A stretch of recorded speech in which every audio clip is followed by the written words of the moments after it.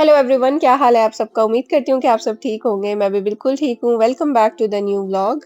तो आज के व्लॉग में मैं बात करूंगी positive and negatives of being a housewife in Australia. और विजुअल्स आपको देखेंगे हमारे ग्रोसरी डे के कि कैसे हम जाते हैं 3-4 स्पॉट्स पर ग्रोसरी करने, और घर आकर मैं कैसे अपनी ग्रोसरी को ऑर्गेनाइज करती हूँ और थोड़ी बहुत जो मील प्रेप करनी होती है वो कैसे करती हूँ। मेरा ब्लॉग पहली दफ़ा देख रहे हैं उनके लिए थोड़ा-सा बेसिक इंट्रोडक्शन ये कि मेरा नाम नाइमा है और मैं ऑस्ट्रेलिया 5 साल पहले आई थी स्पाउस वीज़ा पर। मैं पाकिस्तान से बिलॉन्ग करती हूँ और मैंने अपना बैचलर्स पाकिस्तान से फिनिश किया था। लेकिन यहाँ पर आने के बाद मैंने अपना मास्टर्स किया है अभी 2 साल का, जस्ट रिसेंटली फिनिश किया है। So coming back to the topic, सबसे पहले हम बात करेंगे पॉजिटिव्स के बारे में। तो सबसे पहला पॉजिटिव ये है कि जो भी औरतें आती हैं शादी करके स्पाउस वीज़ा पर, उनके पास भी वर्क परमिट होता है। जैसे उनके हस्बैंड्स के पास वर्क परमिट होता है, आपके हस्बैंड चाहे किसी भी वीज़ा पर हो, चाहे स्टूडेंट वीज़ा पर हो, वर्क वीज़ा पर हो, टीआर वीज़ा पर हो, कोई भी उनका वीज़ा हो, जो स्पाउस है उसके पास इक्वल वर्किंग राइट्स होते हैं। तो आप कहीं भी जाकर अपने लिए जॉब्स वगैरह अप्लाई कर सकते हैं। ऐसी बहुत सी कंट्रीज़ हैं जहाँ पर औरतें स्पाउस वीज़ा पर जाती हैं लेकिन उनके पास वर्किंग राइट्स नहीं होते। लेकिन ऑस्ट्रेलिया की ये बहुत अच्छी बात है कि आप हाउसवाइफ वीज़ा पर आते हो, स्पाउस वीज़ा पर आते हो तो आपके पास भी वर्किंग राइट्स होते हैं और आप अपनी जॉब्स वगैरह अप्लाई कर सकते हो। The second important point for me is safety, and being a woman I think it is the most important point, क्योंकि बहुत सारी चीज़ें इसके ऊपर डिपेंड करती हैं। अगर सेफ्टी होती है तो आप किसी भी टाइम घर से बाहर निकल सकते हो, आप अपने सारे काम खुद से कर सकते हो, किसी के ऊपर डिपेंड नहीं रहते, और आपकी जो बहुत सारी चीज़ें हैं ना उसके लिए आप इंडिपेंडेंट होते हो। The third point for me is you can be an independent woman। और इंडिपेंडेंट वुमन होने से मुराद ये नहीं होता कि आप जॉब करके ही इंडिपेंडेंट बनो। बीइंग अ हाउसवाइफ भी आप इंडिपेंडेंट हो सकते हो, और अगर आपको जॉब करनी है तो उसकी भी बहुत सारी अपॉर्चुनिटीज़ आपको मिलती है। अगर आप अपनी एजुकेशन कंप्लीट करके आई हो तो यहाँ पर आके आप अपने ही फील्ड में कोई ना कोई जॉब ढूंढ सकते हो, और अगर अपने फील्ड में नहीं मिलती तो और भी बहुत सारी डिफरेंट जॉब्स अवेलेबल होती हैं। सेकेंडली, बहुत सारी औरतें जो कि अपनी एजुकेशन कंप्लीट करके नहीं आ पाती हैं अपने होम कंट्री से, वो यहाँ आकर अपनी एजुकेशन भी कंप्लीट कर सकती हैं। और यहाँ के जो एजुकेशनल इंस्टीट्यूट्स होते हैं वो टॉप नॉच एजुकेशन आपको प्रोवाइड करते हैं, जो कि पूरे वर्ल्ड में रिकॉग्नाइज होती हैं। Also living abroad gives you a power to make decision of your own life. आप अपनी लाइफ में क्या करना चाहते हो, करियर में क्या करना चाहते हो, जॉब करना चाहते हो या फिर हाउसवाइफ रहना चाहते हो। साथ ही आपको ये भी पावर होती है कि आप अपना लाइफस्टाइल कैसे रखना चाहते हो, आप अपना पर्सनल टाइम कहाँ स्पेंड करना चाहते हो, और आपने अपने घर में क्या चेंजेस करनी है। Everything depends on you. आप अपनी लाइफ के डिसीजन खुद से ले सकते हो। The fourth important point for me is mobility, and I think it is very important क्योंकि जब आपके पास आने जाने की सर्विस अवेलेबल होती है तो आप अपने बहुत सारे काम खुद से कर सकते हो। आपको अपने हस्बैंड के ऊपर नहीं डिपेंड करना पड़ता हमेशा, क्योंकि वो जब अपनी 9 टू 5 जॉब करके घर आते हैं तो उसके बाद सब कुछ बाहर भी बंद हो जाता है। आप उस टाइम को अच्छे से कंज्यूम कर सकते हो, आप अपने काम खुद से कर सकते हो। तो अगर तो आपके पास कार लाइसेंस है तो दैट्स ग्रेट, आप अपनी खुद से कार ड्राइव कर सकते हो और कोई इशू नहीं होगा आपको आने जाने में। और दूसरा ये कि अगर कार लाइसेंस नहीं है तो यहाँ पर जो बस और ट्रेन सर्विस है वो बहुत अच्छी है। हर घर के तकरीबन 10 मिनट्स की या फिर 5 मिनट्स की वॉकिंग डिस्टेंस पे आपको बस स्टॉप मिल जाता है। वहाँ से आप बस पकड़ के किसी भी करीब शॉपिंग सेंटर जा सकते हो और अपनी ग्रोसरीज वगैरह खुद से कर सकते हो। इवन बस कार्ड बनवाना और उसको रिचार्ज करना भी बहुत ही ईज़ी है। सिंपली आप मेट्रो सर्विस की आप वेबसाइट पर जाओ और जाके आप ऑनलाइन पेमेंट भी कर सकते हो।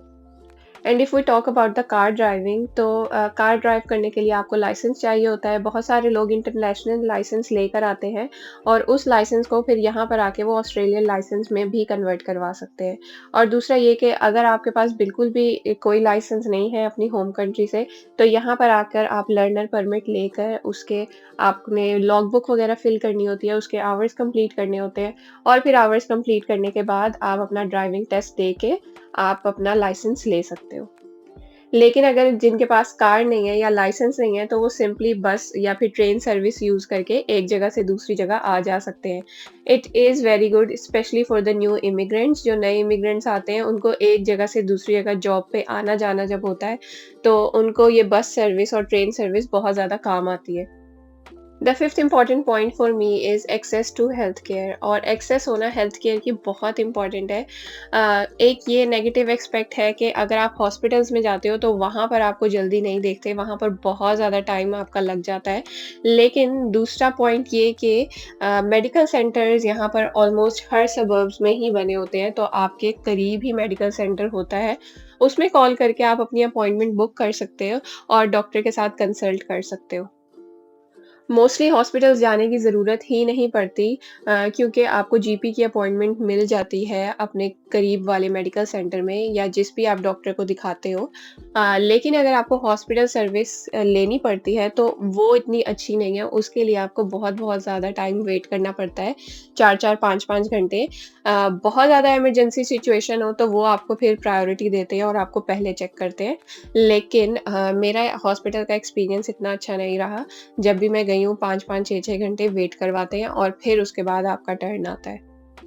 The sixth and the last important point for me is personal growth, and I believe कि जब आप किसी न्यू कंट्री में मूव करते हो जिसका कल्चर बिल्कुल डिफरेंट है और लैंग्वेज डिफरेंट है, सब कुछ डिफरेंट है, तो एज़ अ पर्सन आप बहुत ज़्यादा ग्रो करते हो because you are out of your comfort zone. You are trying to push your limits on everyday basis, and I believe कि इससे आपके जो कॉन्फिडेंस है वो उसको बहुत ज़्यादा बूस्ट मिलता है। जब आप न्यू कल्चर के लोगों से मिलते हो तो बहुत सारी चीज़ें सीखते हो और फिर आपको बहुत सारी चीज़ों का आइडिया होता है कि कौन सी चीज़ इनकी सोसाइटी में नॉर्म समझी जाती है और कौन सी चीज़ ऑकवर्ड समझी जाती है। तो ये चीज़ें आप आहिस्ता आहिस्ता वक्त के साथ सीखते हो। If I talk about my self, तो मैंने इन 5 सालों में बहुत ज़्यादा ग्रो किया है एज़ अ पर्सन और बहुत ज़्यादा चीज़ें सीखी हैं और मेरा कॉन्फिडेंस, सबसे बड़ी बात, बहुत ज़्यादा ग्रो किया है और अब जो पहले चीज़ें मुश्किल लगती थी अब वो मुश्किल नहीं लगती। आहिस्ता-आहिस्ता वक़्त के साथ इंसान सारी चीज़ें सीख जाता है। तो ये थे वो कुछ पॉइंट्स जो कि मुझे पॉज़िटिव लगते थे और वही मैंने आपके साथ शेयर किए हैं अपने एक्सपीरियंस के अकॉर्डिंग।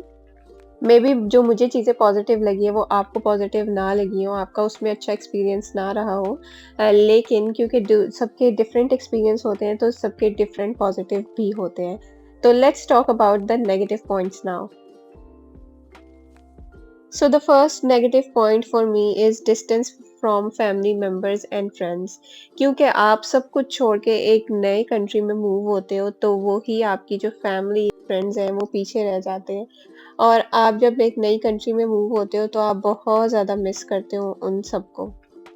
स्पेशली जो स्पेशल ओकेजन्स होते हैं जैसे कि ईदें होती हैं, रमज़ान वग़ैरह होते हैं, जहाँ पर हमारे होम कंट्री में रौनक होती है, वहीं यहाँ आप अकेले बिल्कुल होते हो और आपके पास ईद वग़ैरह सेलिब्रेट करने के लिए कोई नहीं होता पास।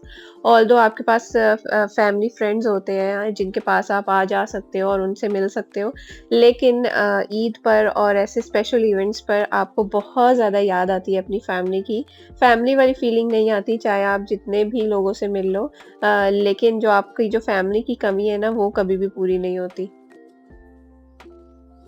The second negative point for me is illness of family member, और ये बहुत ही बड़ा ड्रॉबैक है अपना होम कंट्री छोड़ के आने का, कि आपके घर में जब भी कोई बीमार हो और जब भी कोई बुरी सिचुएशन हो तो आप वहाँ पर मौजूद नहीं हो सकते, क्योंकि बहुत सारे इश्यूज़ होते हैं, आपको फ़्लाइट नहीं मिलती, आपके वीज़ा के इश्यू होते हैं और बहुत सारी ऐसी चीज़ें होती हैं जो आपको कंसिडर करनी पड़ती हैं। तो इन सब चीज़ों की वजह से आप अपनी फैमिली मेंबर के लिए प्रेज़ेंट नहीं हो सकते उनके डिफ़िकल्ट टाइम में। ये वो टाइम होता है कि जब आप सोचते हो कि काश मैं 1 दिन के लिए, 2 दिन के लिए कोई ना कोई रास्ता निकल जाए और मैं जा सकूँ, अपनी फैमिली को विज़िट कर सकूँ, और आप बिल्कुल बेबस फ़ील कर रहे होते हो, तो ये वो सिचुएशन होती है। The third important point for me is home sickness, और हम जब किसी न्यू कंट्री में मूव करते हैं ना तो अपने घर को और अपने घर वालों को बहुत ज़्यादा मिस कर रहे होते हैं। ऑल्दो जगह हमारे पास बेशक नई होती है और हम काफ़ी सारी चीज़ें एक्सप्लोर कर सकते हैं नई, अपने नए घर को अपने मुताबिक सेट कर सकते हैं और बहुत सारी चीज़ें अपनी मर्ज़ी के मुताबिक कर सकते हैं। लेकिन फिर भी आपको अपने घर की याद बहुत ज़्यादा आती है और शुरू में तो ये इतना मुश्किल होता है कि आप के शुरू-शुरू के दिन इतना ज़्यादा रो के गुज़रते हैं, इतना ज़्यादा घरवालों को याद करके, कि आपको यकीन ही नहीं हो रहा होता कि आप बिल्कुल नई जगह पर हो, जहाँ पर अपने घरवालों के पास जाना is nearly impossible. The fourth point for me is social isolation. जब आप किसी जगह पर नए आते हो तो आप बहुत ही ज़्यादा आइसोलेटेड फील करते हो, क्योंकि आपके फैमिली और फ्रेंड्स सब सारे पीछे रह जाते हैं। तो यहाँ पर आके आपको बिल्कुल नए सिरे से शुरुआत करनी पड़ती है। आपको न्यू कनेक्शंस बिल्ड करने पड़ते हैं, और ये बहुत ही ईज़ी नहीं होता और बहुत ही क्विक भी नहीं होता। आप ओवर द टाइम लोगों से मिलते हो और आहिस्ता-आहिस्ता अपने कनेक्शंस बिल्ड करते हो। तो आपको बहुत ज़्यादा आइसोलेटेड फ़ील होता है, जैसे मैंने पहले बताया, स्पेशली ओकेजन्स पे, ईद पे और ऐसे स्पेशल ओकेजन्स पे, बर्थडेज़ पे आप बहुत ज़्यादा आइसोलेटेड फ़ील करते हो और आपको लगता है कि आपके आस-पास कोई भी नहीं है चीज़ें सेलिब्रेट करने के लिए।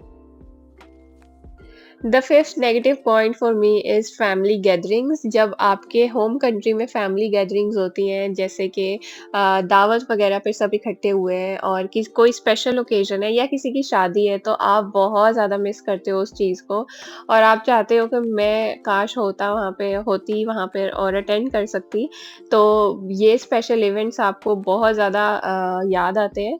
आप बेशक वीडियो कॉल पर देखते रहते हो, सबसे बात करते रहते हो, लेकिन फिर भी एक प्रेज़ेंट होना और वीडियो कॉल में होना इज़ अ डिफरेंट थिंग, और वो चीज़ बहुत ज़्यादा हर्ट भी करती है at some point. The fifth point for me is sickness. जब आप बीमार होते हो ना परदेस में, तो कोई भी नहीं होता आपका ख़्याल रखने के लिए, और ये वो टाइम होता है जब आपको अपनी मदर की इतनी ज़्यादा याद आती है ना, कि आप बिल्कुल बस रोने वाले हो जाते हो कि मैं क्या करूँ इस मुश्किल टाइम में। और ये सबसे ज़्यादा मुश्किल टाइम होता है इसलिए क्योंकि आपके पास बिल्कुल हिम्मत नहीं है, बिल्कुल आपके पास ताकत नहीं है कि आप उठ के अपने अपने ही काम कर सको। लेकिन फिर भी आपको करने पड़ते हैं, क्योंकि nobody is going to do it for you. आपको खुद ही उठना है और खुद ही सारे काम करने हैं। ऑल्दो हस्बैंड्स हेल्प कर देते हैं, लेकिन वो भी अपनी जॉब से ऑफ नहीं ले सकते, क्योंकि यहाँ पर रहना इज़ अ कमिटमेंट, और उनको डेली बेसिस पर अपनी जॉब्स करनी है और वो जॉब के बगैर गुज़ारा नहीं है। तो इसी वजह से हस्बैंड भी अपनी इवन हस्बैंड अगर खुद भी सिक हों तो वो तब भी अपनी जॉब से ऑफ नहीं लेते, क्योंकि यहाँ पर रहना it's not easy, it's a commitment, jobs is a commitment. आप ऐसे ही मुँह उठा के ऑफ नहीं ले सकते। तो अगर कोई कोई भी बीमार होता है, आइदर हस्बैंड, वाइफ, तो उनको अपनी रिस्पॉन्सिबिलिटीज़ फिर भी पूरी करनी पड़ती हैं। फॉर एग्ज़ाम्पल 2021 में मुझे कोविड हुआ था, मुझे और मेरे हस्बैंड को, और बिल्कुल भी हिम्मत नहीं थी कि उठ के अपना भी काम कर सकें, लेकिन फिर भी उठे और अपना काम किया। ऑल्दो कोविड में हस्बैंड ने जॉब नहीं की, तो उन्होंने और मैंने मिल के थोड़ा-थोड़ा घर का काम करना और खाना वग़ैरह बनाना अपने अब, ताकि अपना ही ख़्याल खुद रख सकें। तो इस तरह होता है कि आप अपनी सिकनेस में अपनी फैमिली को बहुत ज़्यादा मिस करते हो। अपने हार्ड टाइम में अपनी फैमिली को और अपने घर वालों को, स्पेशली मदर को बहुत ज़्यादा मिस करते हो कि काश वो लोग होते तो आपको थोड़ी-सी सपोर्ट मिल जाती। Also the negative point about living abroad is कि जब आपकी डिलीवरी होती है और जब आप प्रेगनेंसी होती है, तो आपके पास कोई भी नहीं होता आपका ख़्याल रखने के लिए। खुद ही अपना लिया सब कुछ करना पड़ता है। प्रेगनेंसी का टाइम तो जैसे-तैसे करके गुज़र जाता है, लेकिन जो डिलीवरी का टाइम होता है उसमें आप फ़ील करते हो कि इस टाइम तो कोई होना ही चाहिए आपके पास। लेकिन उस टाइम भी अगर नहीं होता आपके पास कोई, तो आप फिर बहुत ज़्यादा अपने आप को अकेला फ़ील करते हो। इट फील्स लाइक कि you are living alone in this big world. और मेरे साथ भी ऐसे ही हुआ था, क्योंकि मेरी बेटी कोविड में हुई थी, हम अपनी फैमिली को किसी को नहीं बुला सकते थे, और वो बहुत सिचुएशन मुश्किल थी, and all of a sudden I had to go for the C section. और उस वक्त फील होता है कि आप बिल्कुल इस दुनिया में अकेले हो, आपकी दुख दर्द तकलीफ में आपका साथ देने वाला कोई भी नहीं है। I am literally so glad for the family friends जो कि यहाँ पर हैं हमारे, जो कि हमारे हर मुश्किल टाइम में हमारे साथ होते हैं और वो फैमिली की तरह हमारी हेल्प करते हैं। तो ऐसे कनेक्शंस बिल्ड करना आपके लिए आसान नहीं होता, लेकिन अगर आपके ऐसे कनेक्शंस बन जाते हैं, तो वो आपके लिए ऐसा लगता है फैमिली की तरह होते हैं यहाँ पर आपके लिए, और वो बहुत इम्पोर्टेंट भी होते हैं। The fifth point for me the negative one is anxiety and depression. और जब आप अकेले रहते हो ना तो आप बहुत ज़्यादा सोचते हो चीज़ों को और बहुत ज़्यादा उनके बारे में परेशान होते हो। और आप जो है ना एंजाइटी और डिप्रेशन का शिकार हो जाते हो अल्टीमेटली। और आई डोंट नो कि इसके साथ कैसे कोप करें, लेकिन आई बिलीव कि यहाँ पर बहुत सारी ऐसी चीज़ें हैं, बहुत सारी एक्टिविटीज़ हैं ऐसी जिसमें आप पार्ट ले सकते हो और जिसमें आप पार्ट लेके अपने आप को थोड़ा-सा बिज़ी कर सकते हो। क्योंकि जितना आप फ़ारिग बैठोगे और जितना आप सोचोगे उन चीज़ों को, उतनी ही चीज़ें आपके लिए मुश्किल होंगी। तो ये थे वो negative points of being a housewife in Australia. Maybe किसी को ये बिल्कुल ठीक ना लगे, अपने मुताबिक ना लगे, लेकिन मैंने अपने एक्सपीरियंस के मुताबिक शेयर किया है कि क्या चीज़ें मैंने एक्सपीरियंस की और क्या चीज़ें मुझे नेगेटिव लगी। I would also like to share some suggestions with you, क्योंकि मुझे 5 साल हो चुके हैं यहाँ पर, तो अपने एक्सपीरियंस के मुताबिक जो कि चीज़ें मैंने अपने एक्सपीरियंस के मुताबिक अपने सॉल्यूशन ढूँढे हैं, तो वो मैं आपके साथ शेयर करूँगी। बीइंग अ हाउसवाइफ आपके वीकडेज़ बहुत ज़्यादा बिज़ी गुज़रते हैं। और वीकडेज़ में जब आपके पास जैसे अगर बच्चे हैं तो बच्चों को स्कूल भेजकर आपके पास काफ़ी ज़्यादा टाइम होता है। तो उस टाइम को आप अपने अच्छे से कंज़्यूम कर सकते हैं। सोने के बजाय आप अगर इस टाइम को किसी पॉज़िटिव वे में, प्रोडक्टिव वे में यूज़ करें, जैसे आपको घर का कोई काम करना है और घर की चीज़ें करनी है तो वो कर लें। या तो आप अपनी कोई ऐसी हॉबी कर लें, कोई ऐसी अपना शौक पूरा करें जिसको करके आपको खुशी मिलती है।